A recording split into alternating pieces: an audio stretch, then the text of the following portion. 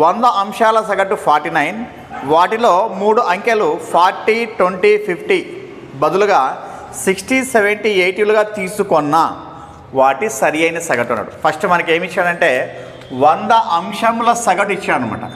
సగటు ఎంత ఇచ్చాడు? 100 అంశముల సగటు ఎంత అని ఇచ్చాడంటే 49 అని చెప్పని ఇచ్చాడు. మనకి సగటు ఫార్ములా ఏం మనకు రాసుల మొత్తము బై రాసుల సంఖ్య. అంటే ఇక్కడ 100 సంఖ్యల మొత్తము బై 100 సంఖ్యలు అనమాట. అంటే 100 అంశాలు అని చెప్పని అర్థం. మనకి ఈక్వల్ ఎంత 49 అనమాట. ఇప్పుడు 100 అంశముల మొత్తం దాన్నే సిగ్మా హండ్రెడ్ అని చెప్పి అంటాం. అంటే 49 ఇంటూ ఎంత వస్తుంది? 100 అవుతుంది. ఎంత వస్తుంది అప్పుడు? Sigma hundred equal to 4900.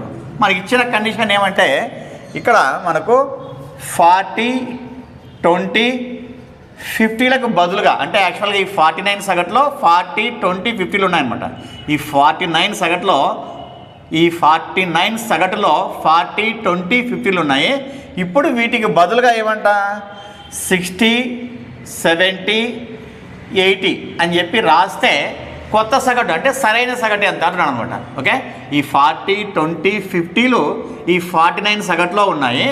కానీ ఇప్పుడు మనము ఈ 40కి బదులుగా 60 రాస్తే, 20కి బదులుగా 70 రాస్తే, 50కి బదులుగా 80 రాస్తే సరైన సగటు ఎంత వస్తుంది అంటే కొత్త సగటు ఎంత వస్తుంది అని చెప్పి అడిగినాడు. అంటే ఇప్పుడు మనకి 40కి బదులుగా 60 రాసినాడంటే ఎంత ఎక్కువ రాసినాడని చెప్పిన అర్థం మనకు 60 - 40 ఎంత 20 ఎక్కువ రాసినాడు. సేమ్ అట్లే 20కి బదులుగా 70 రాసినాడంటే ఎంత ఎక్కువ రాసినాడు 50 రాసినాడని చెప్పిన అర్థం.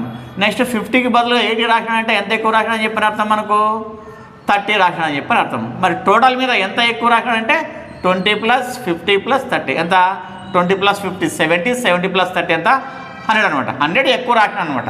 అంటే అంతకుముందు 100 అంశాల సగటు ఎంత ఉంది? 4900 ఉంది. ఇప్పుడు వీటికి ఏం రాసినాడు 100 ఎక్కువ రాసినాడు. కాబట్టి నేను ఏం చేస్తానంటే ఈ 100 అంశముల మొత్తం ఏమవుతుంది 4900 + 100 అనమాట. అప్పుడు ఏమవుతుంది సిగ్మా హండ్రెడ్ ఈక్వల్ ఎంత 5000 అవుతుంది. నెక్స్ట్ ఇప్పుడు కొత్త సగటు అంటే సరి అయిన సగటు అంటున్నాడు. మనకి అంశాలు అయితే ఏం మారలే కాబట్టి సిగ్మా 100/100 అని చెప్పి రాస్తా.